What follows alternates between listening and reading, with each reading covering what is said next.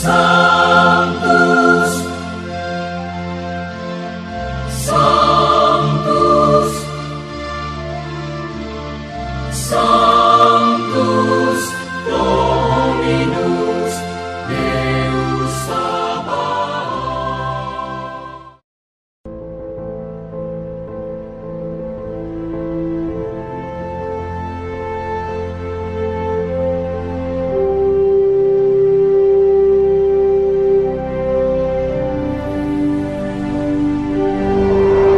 Seperti kita ketahui bahwa Partai PDIP banyak melahirkan tokoh-tokoh pemimpin bangsa. Selain Megawati, ada dua tokoh penting yang saat ini sebagai contoh pemimpin masa depan, yaitu Presiden Jokowi dan Ganjar Pranowo. Perlu diketahui bahwa di balik karir politik Jokowi dan Ganjar yang mentereng saat ini, tak lepas dari tiga tokoh Katolik terkenal Indonesia sekaligus kader Partai PDIP yang berhasil menemukan karisma dan aura kepemimpinan mereka. Berikut tiga tokoh Katolik yang berperan meyakinkan Ketua Umum Partai PDIP, Megawati Soekarno Putri, bahwa Jokowi dan Ganjar adalah calon pemimpin terbaik saat ini. 1. Franciscus Xaverius Hadi Rudiatmo, sang penemu Jokowi. Mengenal Hadi Rudiatmo, Pak Rudi adalah sosok panutan di Badran, Pucang Sawit, Jebres di Solo. Rudi dikenal supel dan ramah. Pergaulannya luas, dari tukang becak, preman kampung, sampai dengan para pengusaha lokal. Rudi berkawan dengan semua orang dari berbagai golongan dan agama dengan satu tujuan, membentuk jaringan pertemanan dan persaudaraan. Sejak kecil suka bermain sepak bola di lapangan dekat rumahnya. Rudi seringnya ditunjuk sebagai kapten kesebelasan. Bakat kepemimpinannya sudah terlihat sejak dini. Meski bukan pemain bintang, namun kesukaannya kepada permainan sepak bola tidak diragukan lagi. Rudi masih aktif di dunia persepakbolaan lokal dan nasional dengan berbagai jabatan dan peran. Kedekatan Rudi dengan Wong Cilik memberi pengertian dan kesan yang sama dengan Jokowi. Rudi pula yang bersama-sama mengajak belusukan, jalan kaki atau naik sepeda ontel. Rudi pula yang mensosialisasikan program-program wali kota ke kampung-kampung.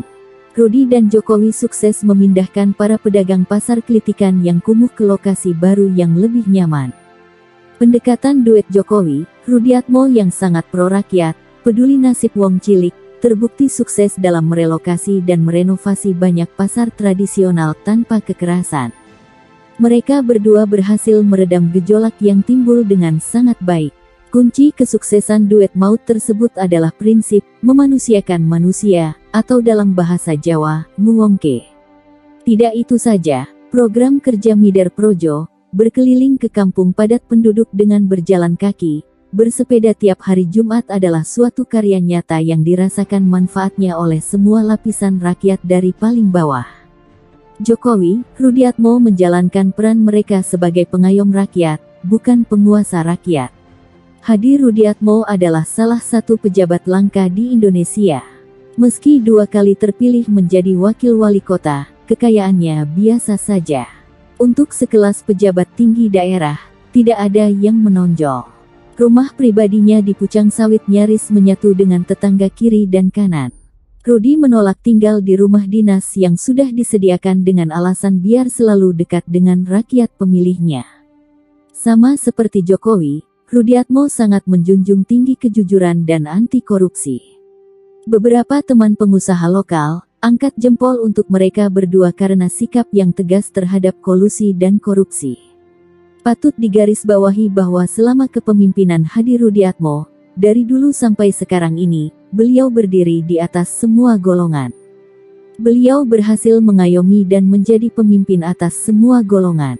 Prinsip dasar kebinekaan masyarakat Solo menjadi hal yang harus dijaga dan ditegakkan. Apa buktinya? Meski beliau seorang Katolik, tidak ada satupun gereja Katolik baru yang dibangun selama kepemimpinan beliau. Umat Katolik pun tidak pernah merasa diistimewakan, biasa saja seperti masa sebelumnya.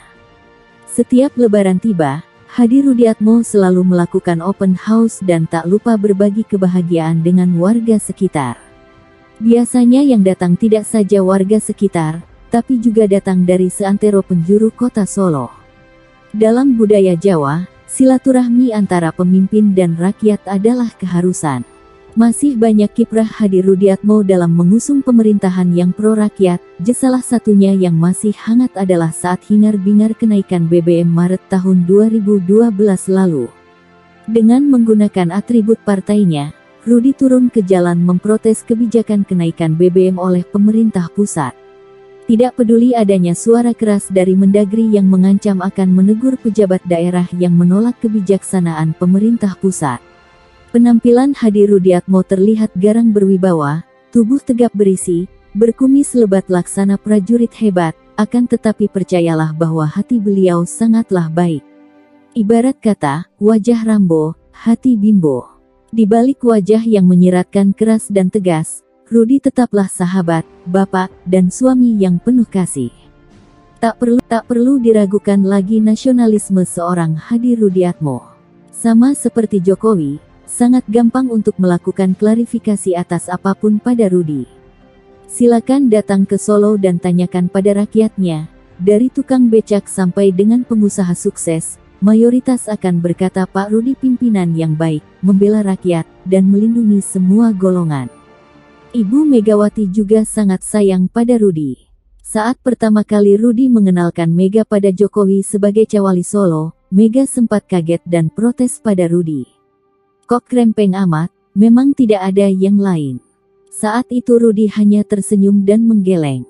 Rudi menjawab pasti, Jokowi yang terbaik. Jokowi adalah Kresna, setetes darah dewa yang mengaliri tubuhnya untuk berdiri paling atas dalam mitologi Cakra Manggilingan sebagai pemimpin terbaik. Zamannya Indonesia dipimpin para setan sudah berakhir, ditandai dengan terjungkalnya turunan setan terakhir. Jokowi muncul atas campur tangan alam ini. Alam sudah berada pada Cakra Manggilingan, bawono lengser jagat melotrok. Dalam ilmu Pawukon, diperkirakan terjadi pergeseran dan pengalihan sumber-sumber daya alam saat ada gerakan bumi.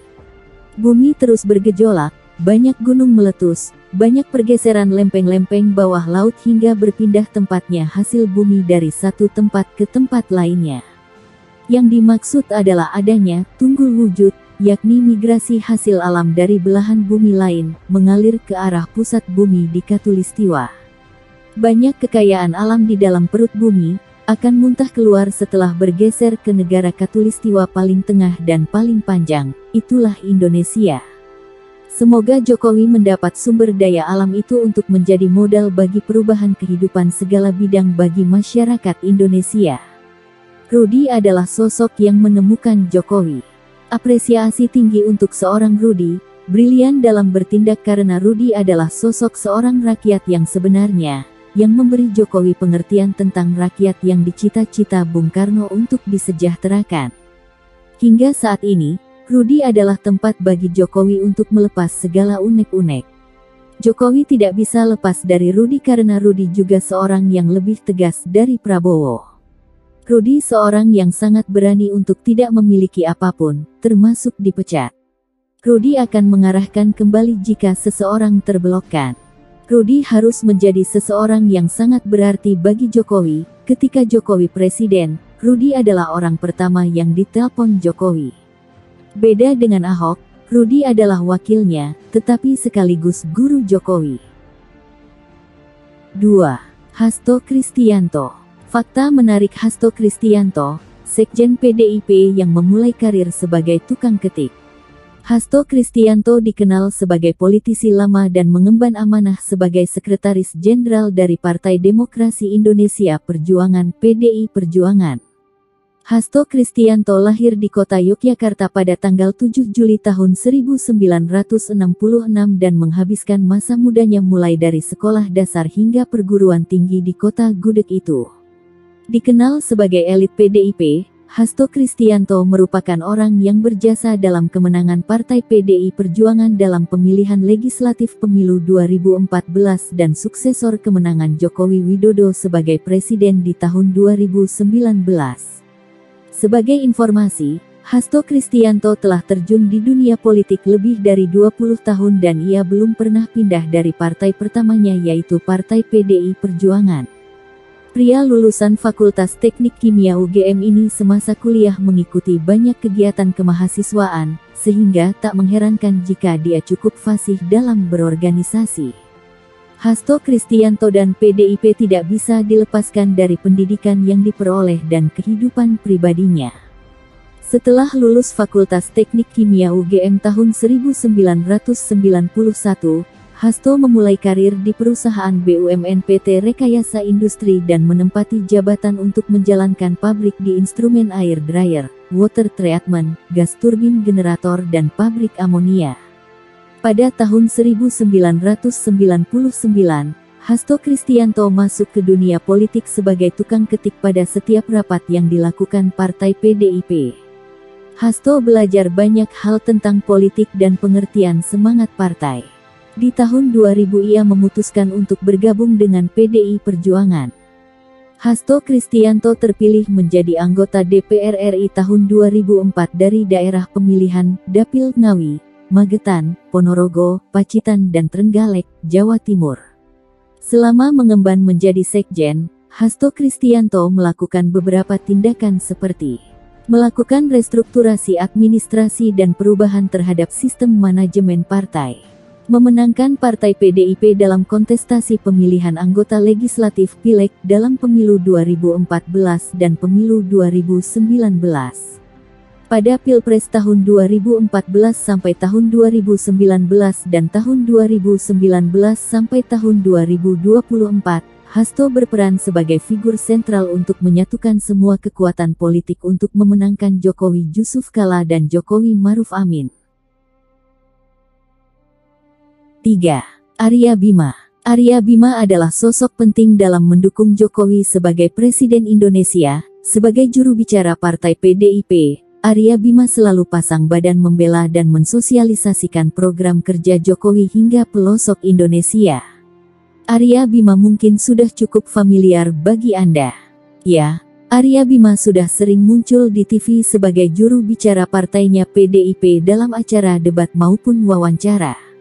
Arya Bima adalah anggota DPR RI terpilih periode tahun 2014 sampai tahun 2019 dan tahun 2019 sampai tahun 2024. Arya Bima adalah anggota DPR dari Dapil V Jawa Tengah meliputi Klaten, Sukoharjo, Boyolali, dan Solo.